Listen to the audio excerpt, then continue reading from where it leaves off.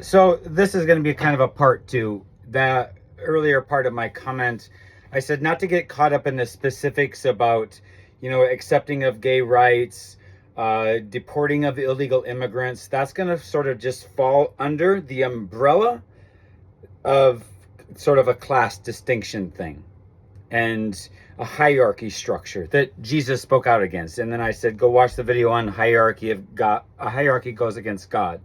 So any of those building blocks is going to fall in there. But in order to begin that process, you have to be taught competition first, which is the fundamental start of all of that nonsense, if you will. So here's the thing about me when I was 8 years old. Now, I make no apologies to my mother or anything like that. I mean, maybe I do a little bit, because I kind of understand sort of why she was so racist and vile. However, she didn't exclude it to just black people. She just hated everyone who wasn't white. I mean, she has the total white supremacy mentality against homosexuals. I mean, just the whole gamut. She's just a hateful person. And so was her father. And so essentially that was my world. Just hate-filled. Just the most extreme hate-filled. So when I'm 8 years old, I'm recognizing that I don't understand this. And I'm detached from it. This makes no sense to me at 8 years old. I mean, I'm very aware of my surroundings. And I'm not going to get into a whole lot of things, but I took a lot of very interesting roads even at a young age. So I was born in 1972. So when we got up on Saturday morning to watch cartoons, we had to watch the snowstorm, that started from about 2 o'clock or 3 o'clock in the morning or whatever when it went off the air, and then it would come on about 5, 6 o'clock in the morning, depending on where you lived in the country. So I would watch some of these programs that were on, past our bedtime as a kid. And I watched a lot of the Dark Ages and the criminal nature of Christianity. So I already started to have sort of a pretty keen awareness of some very questionable things in my life. So when I was a homeless kid on the streets in San Francisco at 18 years old, I literally had easily 100 people tell me, you don't see the world like the rest of us, at 18 years old. And that's when I vowed to myself this project to earn the Nobel Peace Prize for Humanity. I've been working on it for 34 years. This is a project that I was going to bring to the end of my life. I've pretty much kept it pretty reclusive as far as me telling people. Only the very close people have I told. And then, sort of like in the last 8 years or so, 6 years, I've sort of started to get a lot more talkative about it and posting about it on social media and stuff like that. And now I'm just full-blown open.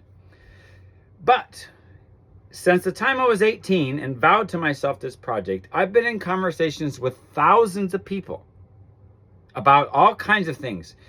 And all these years, I could not understand how people could talk the way that they talked about other people. I just couldn't grasp in my head how people talked about that. And we're talking, patriarchy, misogyny, misandry. Well, I mean, it's sort of misandry is a consequence of misogyny, but this whole it boils down to hierarchy and war. I mean, all of this is a building block of war and up to war. And it, as I understand things now, what's not, and again, I talked about it in that video, hierarchy goes against God. Using Christian theology, fear and competition are learned behaviors. You're not born to be competitive. You're not born to be afraid. So these are things that the Christian church has used in the hierarchy structure to abuse the people. And I do mean abuse. Jesus was horizontal morality. He believed that people went through life on the same playing field, nobody above, nobody below. He spoke out against the church body. He spoke out. I mean, the flipping of the money changing tables was all, there's, as I said in the other video, that I kind of ramble on about with you, to you, the the flipping of the money changing tables is a master thesis conversation that can be had. It is a very loaded conversation. But the interesting thing about that is you can't use the Bible to have that conversation, because what I understand now, that's why there's sort of a lot of discrepancy in the Bible, and there's a lot. And if you really study the Bible, you'll start to see it. I also, if you're new to learning about the Bible, I suggest going and taking an in-depth college level understanding of what it means to be a narcissist, and then read the Bible. You can't unsee it. You cannot unsee it. And it's pretty gross. It's pretty gross. So now that I know that, and I only learned, if you search horizontal morality versus vertical morality, there's a couple of my YouTube channels, maybe even this one, that'll pop up. There's a 3-part video series, and then there's one where I put all 3 parts into one video. And one's a 3-part, one's the whole, on different YouTube channels. And it's a blonde girl speaking, but I posted that. That set me on a course. And when I posted that video, I'm like, this is very interesting. I'm going to have to think on this. And I have. I've thought on a lot. And I understand now all those thousands of conversations that I've had with people, and why people, when I was homeless on the streets when I was 18, why they said I don't see the world the same. I was never taught competition. Now, competition is very interesting to me when I talk about competition with most people, because competition in the general sense is hierarchy. But when you are not taught competition and you talk about pride, it's about the authentic of what you've done for the betterment of people. It takes on a very different form. So I'm gonna kind of work on making this clear. I'm not the greatest speaker. I have a lot of anxiety issues and things like that. But as far as writing, I'm very good. Very, very good. And it is a way to just pull you in. And this is a series of 6 books that I've literally been working on for 34 years. It was going to be 1 book, but it's now 6. And it's on hold all of this year, because this whole channel is about me changing my Western ideas with Eastern ideas. I am a Taoist, and so I'm going to understand it more, but understanding it in a very rich 5,000 years of history coming from the Asian perspective. And it's interesting that I've been kind of told this a lot by the Red Note app about needing to study 5,000 years of history in China, when I already have been studying the identical 5,000 years of Western culture that I've talked about in that other video that you probably are finished watching now. Going back 5,000 years, that actually goes back 7,000 years.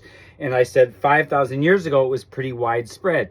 So I'm going to use this year to compare and contrast this, and then devote that into the book. But also interesting, well, there's a lot of things interesting. I won't cover all of those, but I spent 16,000 hours on a social media site, and I thought the hardest place to sell that idea was going to be in China. What I'm understanding now, that might be the easiest place. And there's several reasons to why, but one of them is the culture in China. There's sort of an ingrained obligation of taking care of their people. This could be something that's sort of been going on. Well, it's been going on for a long time, because they talk about this. It's a sort of a theology, as well as there's some stories and realistic attachment to this. But this river of cultural exchange, that it's a significant statement to make in Chinese culture, just that. So there is this ingrainment that when you are at a high place, you have sort of an obligation to do for the less fortunate, if you will. So what I didn't realize until I joined the Red Note app about 6 weeks ago, I essentially created a communist social media site without even realizing it. And I have some pretty specific Asian people that I'm going to be speaking to and targeting, writing letters and reaching out and saying, hey, look, can you help me with this? And when I present it factually, as well as relating to the senses and cultures of China, I'm pretty confident about this. And that's kind of all I'm going to say on this, but I am going to be devoting this all of 2025 to this journey of understanding before I get too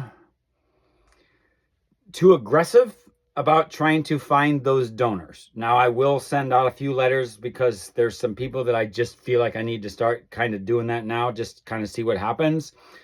Because I'm ready to hire 50 people right now. I can have 50 people off and running and going on this social media app. I'm ready. So I hope some of this kind of helps you. I do see things differently. I've been working on this very long. I am a very unique built person. My parents are extremely different, and I think that there is some good things about that. I'm not going to get into specifics, but anyhow, I suggest you follow me if you want. I'm going to be, and for anyone on this channel, I'm going to be less toxic, if you will, on this channel for the future. I'm going to take the politics and move it to my political YouTube channel. I'm going to take my cooking and put it to my cooking YouTube channel. I've sort of separating some of the stuff out and just sort of devoting to me, building me, and having these conversations with people like you. So, and this is, like I said in my other video, this is my train wreck YouTube channel. This is where I make all the mistakes. This is where I just kind of off the cuff talk. I'm not going to do a lot of planning because I want it to be real. I mean, I might open some suggestions in the future, to myself and from other people, to kind of see where this goes. One thing about me in this project of 34 years, it has always been data led. I have put parameters on my life. So, and it's essentially split me in half. Part of me is my life, just like everyone else. And then part of me is the world that I'm learning. And so they're very separate stories, but on the personal nature, I didn't want that to be the token that controlled the part where I'm trying to rule the world. Well, not rule the world, but rule my understanding of it and give it as a gift to humanity, worthy of the Nobel Peace Prize. So I didn't want to let certain kinds of hate and ugly inside of me, and the times that it has been direct because of what people have done to me. And quite frankly, it pisses me off really bad. Like I have a next level of being mad at people who have created anger inside of me so much that it consumes me. I have a very particular hatred for them. And so I have had some pauses on the other half of what I've been building because I can't work on it when my spirit is in an ugly place. That doesn't mean that I'm not working on it, but there's a certain degree where I've had to retard myself back from working on it so that I didn't impose my personal kind of energy, toxic, whatever. Again, I've tried to put parameters so that I don't, in the last, it's actually moving. The ones who know, who have put poison in my yard. In fact, they're probably listening to me record this video right now. So, but anyhow, that's what I got to say on this. That's what I'm gonna say. That's what I'm gonna say. It's 15 minutes long. I'm not gonna edit this because I want it to just I want us to be having a conversation here. So hope you watch some of my other YouTube channels, my other videos. I mean, there's a lot of stuff in there, and the farther you go down, the darker and more chaotic it's gonna get. Is most likely going to be your outcome. January 2011, a very dramatic event happened to me at the hands of a hospital and pretty much sabotaged my whole life. Now looking back at that, it did focus me very singular on this task to earn the Nobel Peace Prize, but only in my understanding. Like, it's not unrealistic for me to say 16 to 20 hours a day of just for about 6 years solid on the internet all day, just reading stuff, just like in the hardest, like just stuff that really took my brain all of its power to just comprehend it, including some of my personal things like the sciences of soil, because I'm a huge gardener. So from a right down to the atoms kind of thing, I just really had to do this I had to keep myself from thinking about my life and what had happened. So it did sort of hyperdrive me into this information. And, after about 6 years, I wasn't doing, 16, 18, 20 hours of this. I was starting to get a little bit more time to myself. And then, probably about 10 of that years was pretty dark. And then, the last 4 or 5 years have just slowly been sort of weaning myself out of this darkness. And really, honestly, it was joining the Red Note app about 5 weeks ago, and I feel like I was reborn. I feel completely like my old self. However, I still have complex post-traumatic stress disorder, and I have an anxiety disorder. And the key word is disorder. It's beyond just something that goes away. When it becomes a disorder, it's ingrained, and so it does affect me, and I collapse pretty easy at any sort of stressful situation, and so I have a pretty big wall around me in all directions. Nobody in, no friends, no family, no neighbors, no associates, nobody. My only connection with people, for the most part, since 2011, has been on the internet. It's you and other people on all platforms. That's my only connection to the outside world. I don't trust people, period. And part of it is because of where I'm at. And there's a 50, 60 years of history before I was even born stuff going on that I just sort of become part of, and it's pretty ugly. There's some of that in this channel too. Anyhow, that's it. I'm going to close this up. We're about 19 minutes. So that's what I got for now.